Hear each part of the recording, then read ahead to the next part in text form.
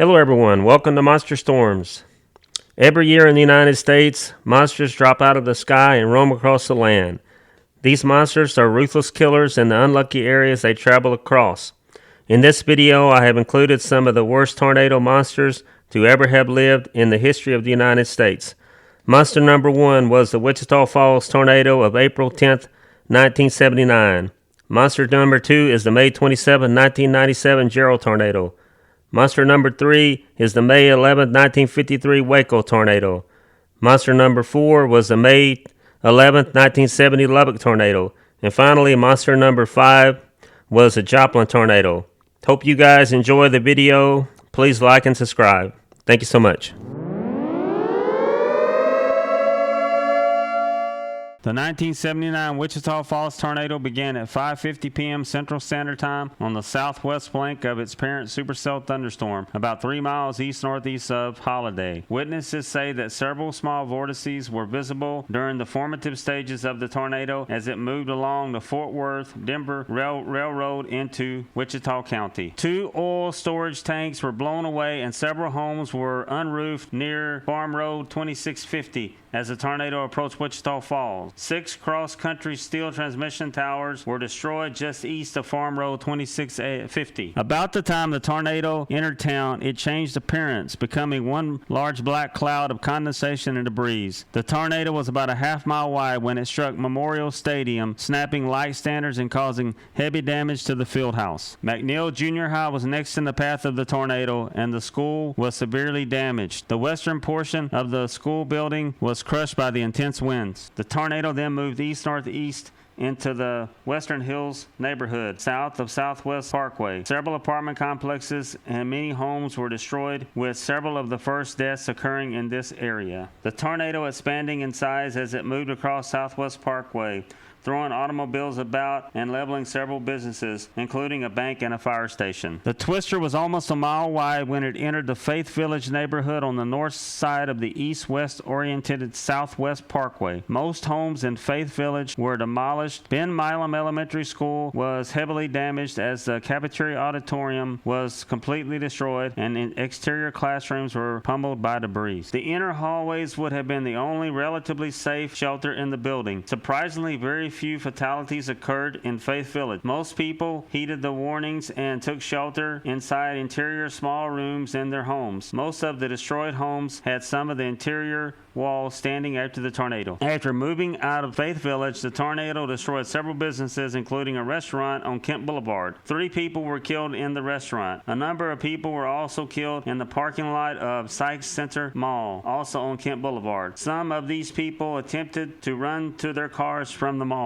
Inside the mall, portions of the JCPenney store collapsed, while other stores received light to moderate damage. No one was killed and only several major injuries occurred among the approximately 1,000 shoppers who were in the mall. The mall was on the north side of the tornado path and appeared to escape the most violent winds. Near the center of the tornado, about a half-mile south of the mall, a church was demolished with 1 person killed inside the building. The tornado then crossed a short span of open fields before moving into the Colonial Park area.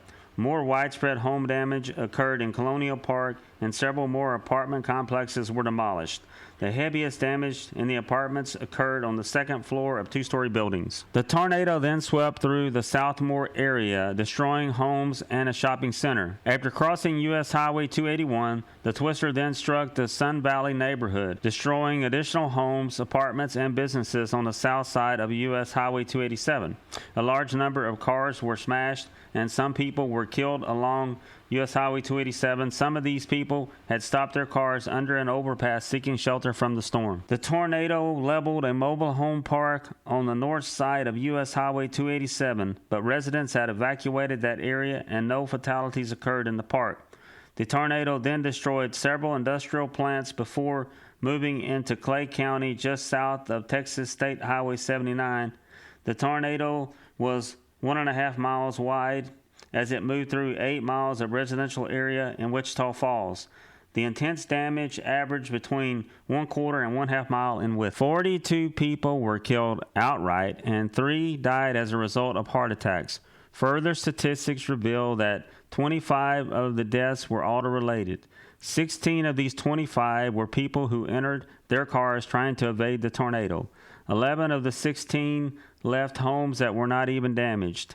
8 people were killed outside, 4 people killed in homes and apartments, and 4 others were killed in public buildings. 1,700 injuries were reported in Wichita Falls. Total damage in Wichita Falls was estimated at $400 million. 3,095 homes were destroyed and 600 were damaged. 1,062 apartments and condominiums were demolished and 130 were damaged. In addition, 93 mobile homes were devastated. It is estimated that 5,000 families consisting of almost 20,000 people were left homeless in Wichita Falls. Dissipation of the tornado occurred northwest of Panuca, Oklahoma, bringing the path length to 36 miles in Texas and 11 miles in Oklahoma.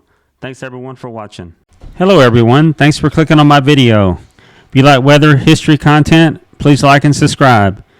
In today's video, I will be discussing the 1997 Gerald tornado, also known as the Dead Man Walking tornado. So let's dive right into it.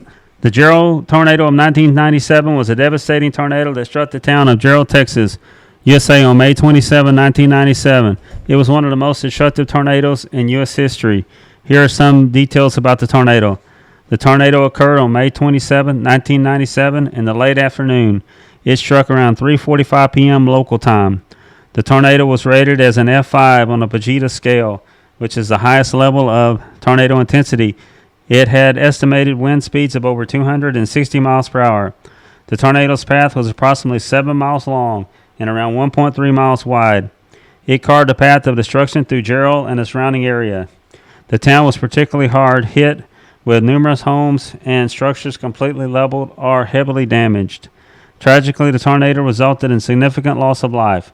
27 people lost their lives due to the tornado and dozens were injured. The tornado's incredible power resulted in a near total destruction of some neighborhoods. Homes were swept away, leaving only debris behind. Vehicles were thrown great distances and mangled. Trees were debarked and the landscape was left barren.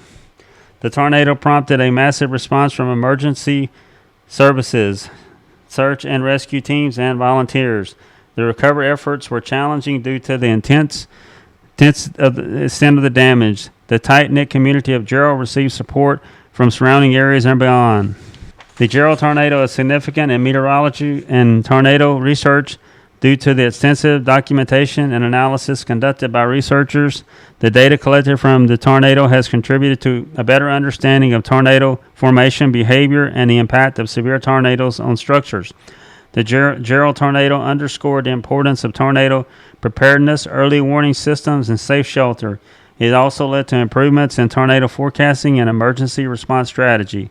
The 1997 Gerald tornado serves as a somber reminder of the destructive power of tornadoes and the importance of being prepared and staying informed during severe weather events. Thanks everyone for watching.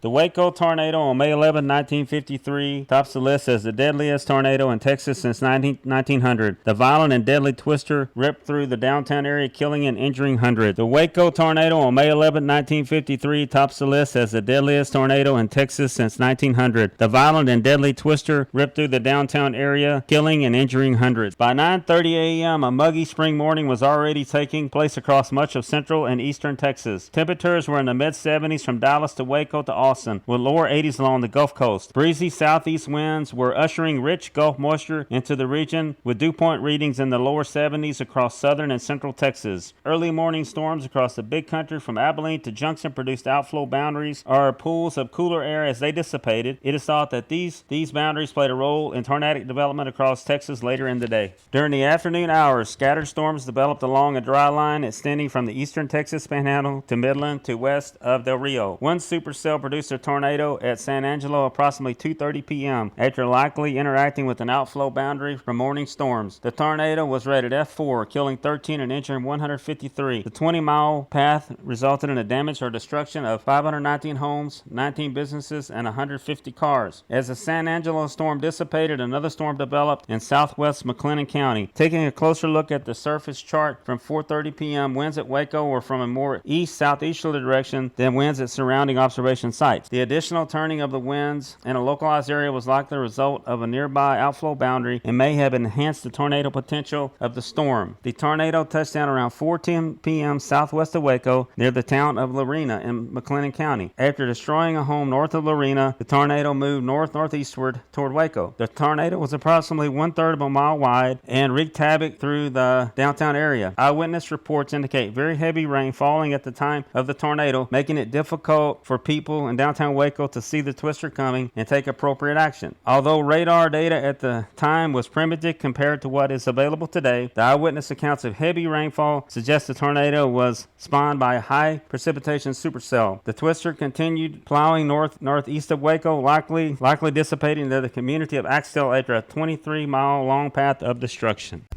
Hello everyone, welcome back to Monster Storms. In today's video, I will be analyzing the May 11th, 1970 Lubbock F5 tornado.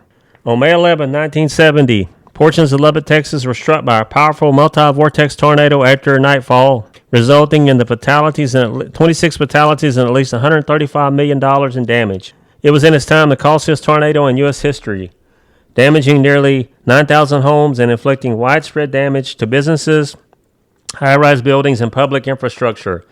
The tornado's damage was surveyed by meteorologist Ted Vegeta in what researcher Thomas P. Granzillas described as the most detailed mapping ever done up to that time of the path of a single tornado. Originally, the most severe damage was assigned as an F6 rating on the Vegeta scale, making it one of the only two tornadoes to receive the rating. Later, it was downgraded to an F5 rating after Vegeta declared F6 damage was inconceivable. The extremity of the damage and the force required to displace heavy objects as much as was observed indicated that winds produced by vortices within the tornado may have reached as high as 290 miles per hour. Although skies were clear and dry and sunny in Lubbock during the afternoon of May 11th, the westward push of a dry line brought moist air into West Texas, providing suitable conditions for thunderstorm development after 6:30 p.m. Thunderstorms are in progress over the Lubbock area. At least two tornadoes developed prior to the main F5 tornado, including one that tracked across parts of eastern Lubbock near US 87. The primary F5 tornado touched down in southwestern Lubbock at 9:35 p.m. and over the next half hour carved an 8.5-mile long path of devastation covering roughly a quarter of the city, with the twister lifting near the Lubbock Municipal Airport shortly after 10 p.m. The tornado varied in size, spanning from 1.5 miles across when it first touched down, before narrowing to around a quarter mile by the time it lifted. Severe damage was wrought to high-rises and other buildings in downtown Lubbock, including the 20-story Great Plains Life building. The tornado briefly moved west and weakened, causing light damage to the campus of Texas Tech University before re-intensifying and resuming a northward path. The tornado's most destructive impacts were observed in the Guadalupe Barrio north of 4th Street along Texas State Highway Loop 287 and near the Lubbock Country Club. In these locales, some homes were completely leveled and many were irreparably damaged. Around 119 aircraft were damaged at the Lubbock Airport, where the Lubbock office of the United States Weather Bureau was located. As of 2023, this remains the westernmost F5 EF5 tornado recorded in the United States. Now let's dive into the meteorological synopsis of this event. The severe local storm unit cells within the National Severe Storms Forecast Center of the United States Weather Bureau, tasked with issuing daily outlooks projecting possible severe weather over the U.S., did not initially highlight the possibility of severe weather over West Texas when the agency issued its daily outlook at 4 a.m. early on May 11, 1970. 6 hours later, cells amended the outlook to indicate that isolated thunderstorms with large hail were expected in high plains of West Texas east of Pecos late afternoon and early evening. The afternoon was warm and dry in Lubbock, with the temperature rising above 90 degrees and the dew point remaining at around 40. As the air mass over the region became increasingly unstable, the forecast agency later advised the possibility that some of the isolated severe thunderstorms could be severe. However, the atmospheric conditions aloft were generally unsupportive of a tornado outbreak. The skies over Lubbock were initially clear on May 11th, with ambient moisture too low to support severe convective storms on its own. However, moist air from the Gulf of Mexico spread north-northwest into the area during the day, providing sufficient buoyancy for convective development. Cumulus clouds began to proliferate over the region by around 4 p.m., and towering cumulus clouds began to develop over West Texas, darkening the skies over Lubbock. The WSR-57 weather radar site in Amarillo, Texas, began detecting radar echoes south of Lubbock at 6:30 p.m. Lubbock radar later picked up on a thunderstorm with a diameter of approximately 10 miles forming near Woodrow, Texas, 15 miles south of the Lubbock Municipal Airport. Satellite imagery from the ATS-3 satellite showed that the storm emerged about 15 to 20 miles behind the leading edge of the advancing mass of moist air originated from the Gulf. Although the westward retreat of this boundary, known as the dry line, would typically coincide with nightfall and a stabilizing of the atmosphere, it did not move far from Lubbock during the evening, maintaining a local area of converging winds and moist rising supportive of thunderstorms growth. Conditions were also bolstered by the approach of a shortwave trough in the mid-levels of the troposphere, serving as another contributor to rising air. By 7 p.m., the northern fringes of the storm were near the Lubbock city limits. A raw inside launch from the Amarillo concurrently showed that the tropopause had risen by 7,000 feet to 48,000 feet over the preceding 12 hours. The Amarillo weather radar also suggested that the thunderstorm cloud tops were rising to at least 46,000 feet. Ironically, at the time the storm was developing, the Lubbock Civil Defense was holding a meeting to discuss disaster preparation plans, highlighted by showing the documentary film Tornado. The Lubbock tornado itself became the subject of another documentary, Twister, with a suitable emphasis on bumper sticker, "Lucky Me, I Live in Lubbock." With the storm approaching and threatening to become severe, Alan Johnson of the Weather Bureau called Bill Payne, the director of Lubbock Civil Defense, to provide notice of the inclement weather.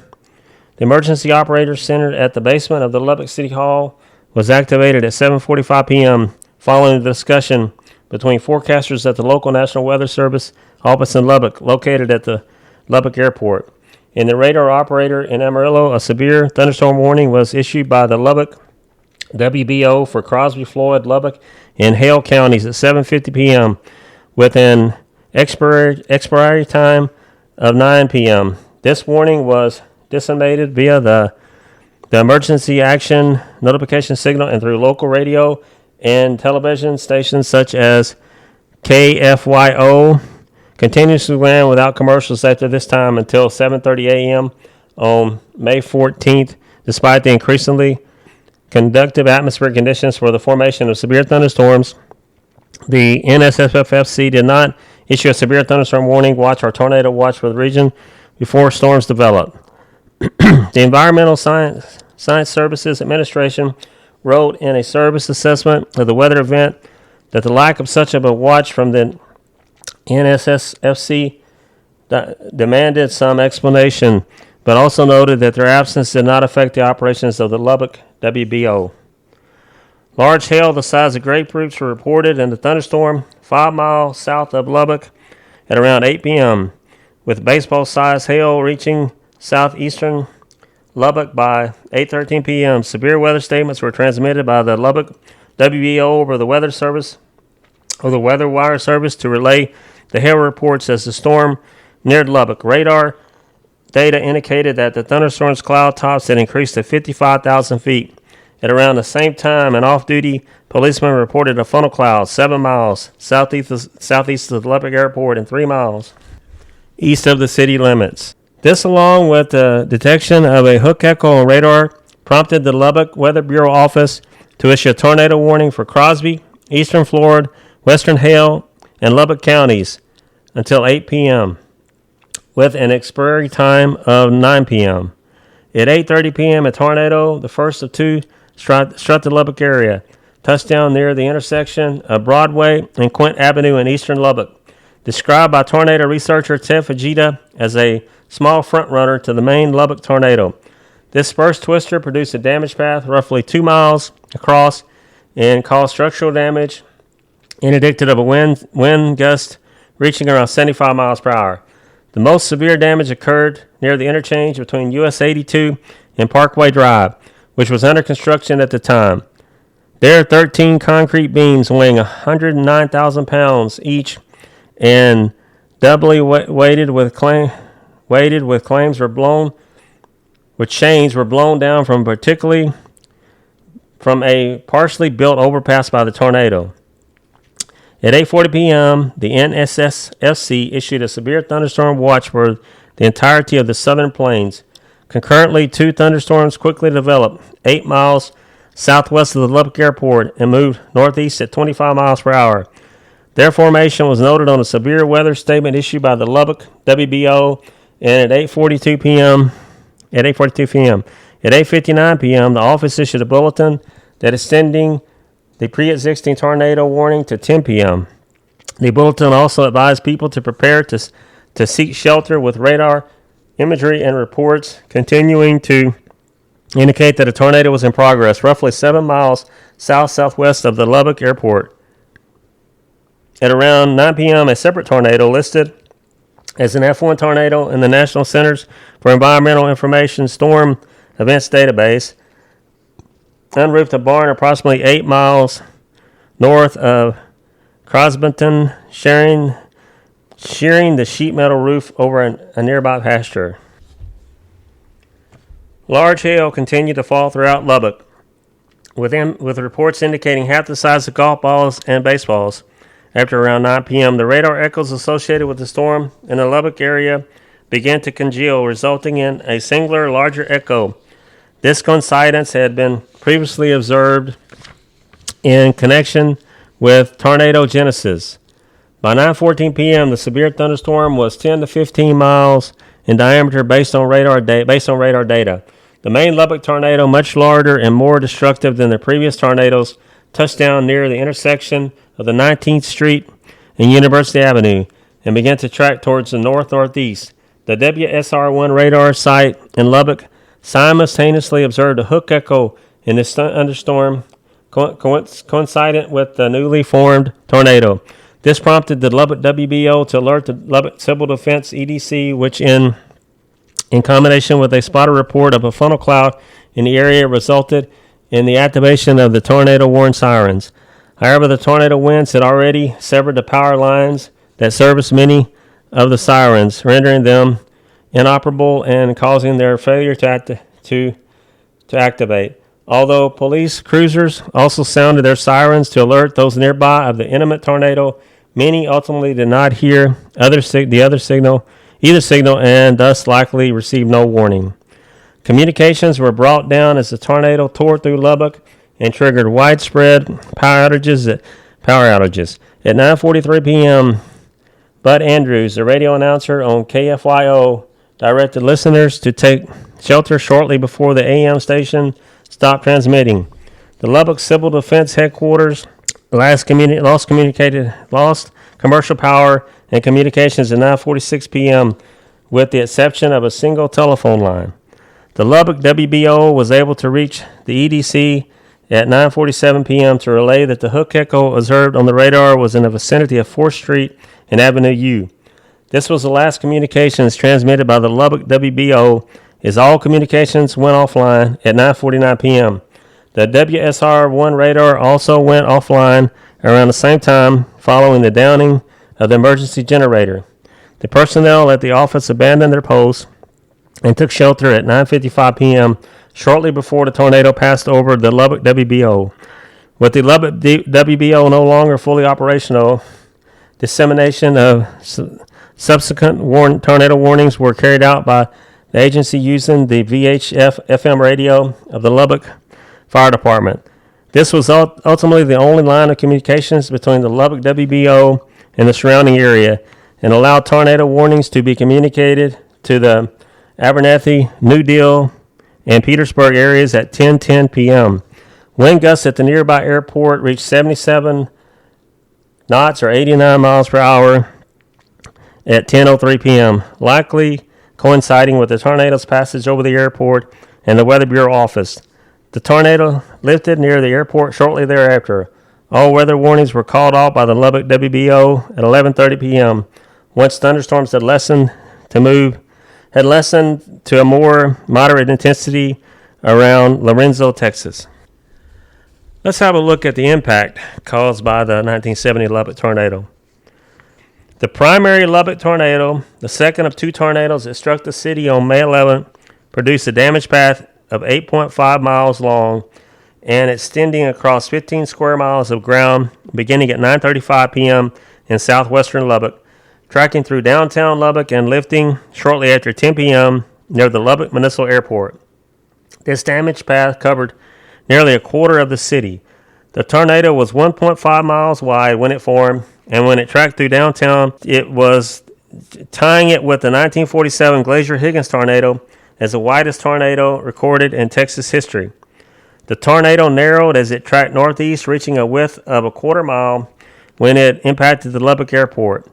It was the second tornado in Texas history to strike the downtown area of a city of comparable size, with the first being the 1953 Waco tornado, and is one of the most destructive to hit any U.S. city. As the tornado struck after nightfall, no photographs were taken of the twister. There were 26 fatalities and numerous injuries, with estimates of the lower bound on the number of casualties ranging from 500 to as high as 2,000. Approximately 1,500 people were treated for injuries and 96 people were hospitalized, with many of the injuries caused by broken glass in the downtown area. Estimates of the tornado's damage toll vary. The National Weather Service office in Lubbock lists the tornado as having caused $250 million in damage. The May 1970 edition of Storm Data estimated a $135 million property damage toll. Nonetheless, the lower estimate made the Lubbock tornado the costliest tornado in Texas history. It also became the costliest tornado in U.S. history, incurring more damage than the tornado that struck Topeka, Kansas on June 8, 1966. The Lubbock tornado toll was later surpassed by a tornado that struck Omaha, Nebraska in 1975. According to the National Weather Service, 8,800 homes were damaged, of which 430 were destroyed. The American Red Cross estimated damage to 1,713 single-family homes, of which 460 were destroyed. Additionally, 600 apartment units were destroyed, and 250 businesses were damaged or destroyed.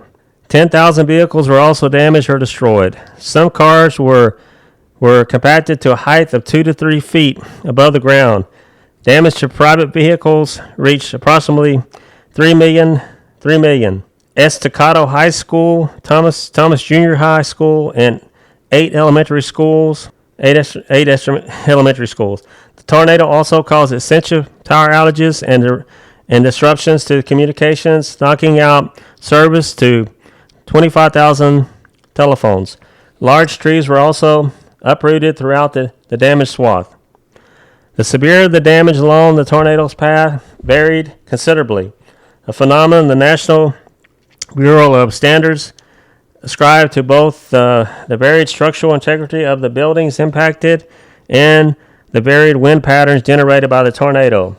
In some areas, homes with minor shingle damage remained standing next to homes with total loss of their roofs, while an NBS investigation concluded that two tornadoes touched down east of Texas Tech University before merging into a single tornado north of downtown.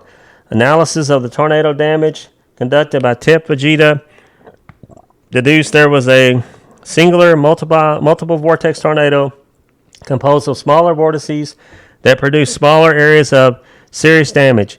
25 of the 26 fatalities occurred in the paths of these smaller vortices. Vegeta's analysis of these vortices, which he termed section spots, suggested that rotational winds of 145 to 290 miles per hour were produced by the tornado. 2 homes in the path of one of these small vortices were pulverized, with the remaining debris carried 200 feet away onto a field. One empty fertilizer tank weighing 16 tons was displaced 890 meters or 2,930 feet, with the tank likely remaining airborne for for 2,300 feet before being lofted by a tornadic vortex above US 87 before rolling to its final position. When Pregida proposed this synoptic scale of the rating for rating tornado damage in 1971, he rated the most severe damage from Lubbock as F5, the highest practical rating on the scale. John A. Shanahan of Stone and Webster analyzed several instances of severe damage produced by the tornado, finding that horizontal winds may have ranged between 150 and 250 miles per hour. Supporting evidence for winds of such strength included a steel tank weighing 37,570 pounds being displaced 2,700 feet from its initial supporting structure. Downtown Lubbock was heavily impacted by the tornado, with skyscrapers and buildings subjected to the tornado's violent winds. The tornado also narrowed during its traversal of downtown to a diameter of roughly 1/4 mile, producing in a corresponding increase of winds around the tornado. 80% of the plate glass windows in the downtown district were shattered.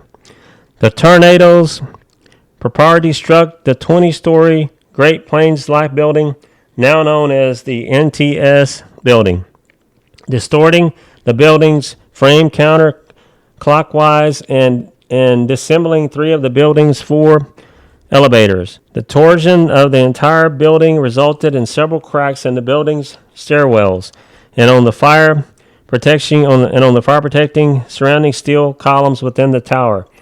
Brick was also stripped from the building, and windows were blown out by the atmospheric pressure differences induced by the tornado.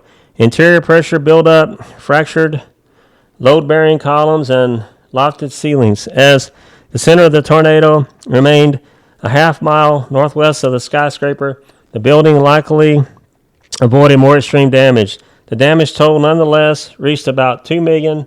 There were around 30 people in the building when the tornado hit. They took shelter in the lobby as the tornado passed nearby. The predominantly glass north and southern areas of the 15-story First National Bank Pioneer Natural Gas Building, now the Wells Fargo Building, were largely destroyed. The marble veneer of the building's eastern and western ends were ripped from their copper wire anchor. Strong winds penetrated the building's interior, damaging suspended ceilings. Total damage in the building was around $1 million. Signs were ripped from the roof of the Lubbock National Bank Building, while the Citizens National Bank Building and Lubbock County Courthouse sustained primarily minor window damage. The two-story plate glass windows on the eastern side of the Lubbock City Hall were shattered, leading to the collapse of some interior walls. Overall, the city had sustained moderate damage.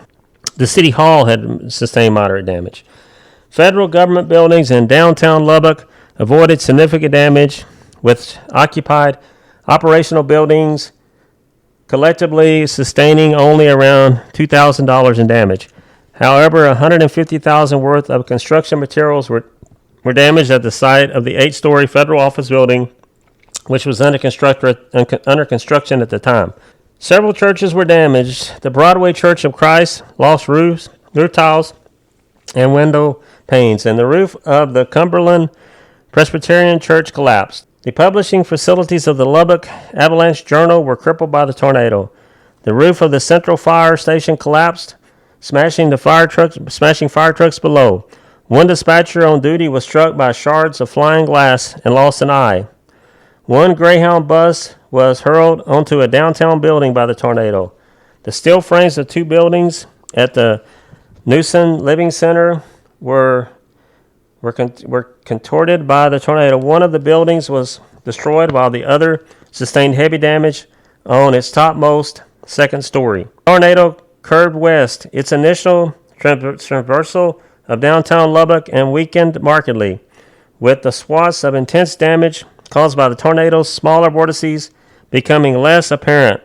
One of the light towers of the Jones Stadium on the campus of Texas Tech was destroyed. The tornado curved west, its initial traversal of downtown Lubbock, and weakened markedly, with the swaths of intense damage caused by the tornado's smaller vortices becoming less apparent. One of the light towers of the Jones Stadium on the campus of Texas Tech was destroyed, while 3 others on the stadium's eastern side were bent by the tornado winds.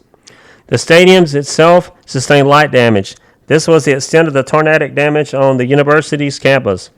After the tornado reached the intersection of University Avenue and 4th Street, it looped eastward and intensified, becoming increasingly destructive. Student housing in the Overton area of Lubbock was particularly hard hit, with the severity of the damage requiring demolition of the remaining structures. The University Arms, apparently on 5th Street and University Avenue, sustained moderate damage. The Arnett-Benson subdivision sustained significant damage, and the roofs were damaged and tree limbs were torn near the Clovis Highway. The Brookshire Inn was seriously damaged. Industrial buildings were hard hit by the tornado, including several warehouses. Buildings with large segments of exposed and unsupported roofs suffered greatly, experiencing heavy damage or total destruction. 5 of the cylindrical grain bins at the Good Pasture Incorporated grain elevator, each covered by 10-inch thick and steel enforced concrete, were blown open by the tornado. Damage to public facilities amounted to roughly $10 million. Both of the Lubbock Power and Light power plant were near downtown, and the LP&L No. 2 power plant on Municipal Hill were knocked out by the tornado. After clearing the downtown area, the tornado tracked northeast along U.S. Highway 87. Significant residential damage was concentrated north of 4th Street. Apartment complexes along the northern side of 4th Street near Indiana Avenue were unroofed. The motels on Avenues Q North Drive, the Amarillo Highway, were destroyed, where all motels lining 4th Street and Avenue Q north of 10th Street were seriously damaged. The Lubbock City County Health Department headquarters on Avenue Q were destroyed. A Ramada Inn adjacent to US 87 was directly in the path of the center of the tornado and was bombarded by quickly moving debris, resulting in loss of the motel's brick veneer. The motel's carpet was lofted 40 feet northward at 2 mobile homes parked north of downtown. Some homes were blown off of their chassis and overturned and crashed by the tornado. 80 mobile homes in total were destroyed, with another 30 taking severe damage. It was the second tornado strike in 2 years for one of the mobile home parks. Many of the complex's residents took shelter in the basement of a nearby house.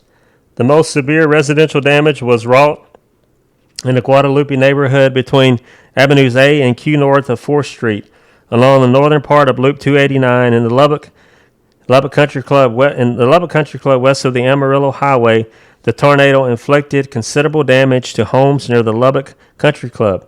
Some homes disintegrated and others were fully unroofed. Without basements or storm shelters, many residents sought shelter beneath mattresses in their homes. Nearby trees were denuded of their leaves, and debris in the area were numerous.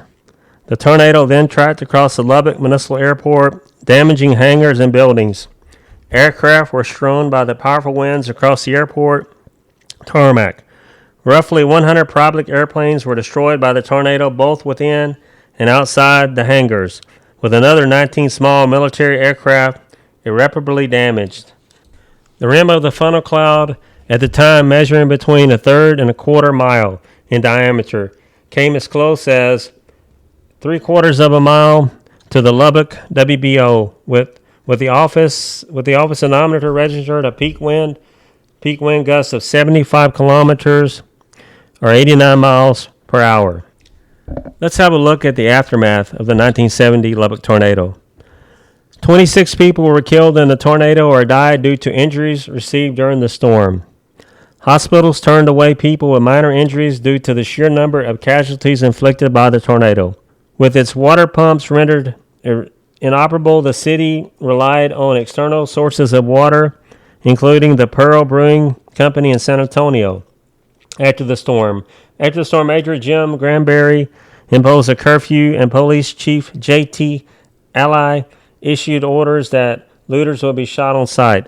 No looting was reported throughout the ordeal. The city council was erected to head the rebuilding process, which continued under Granbury's successor, Morris W. Turner.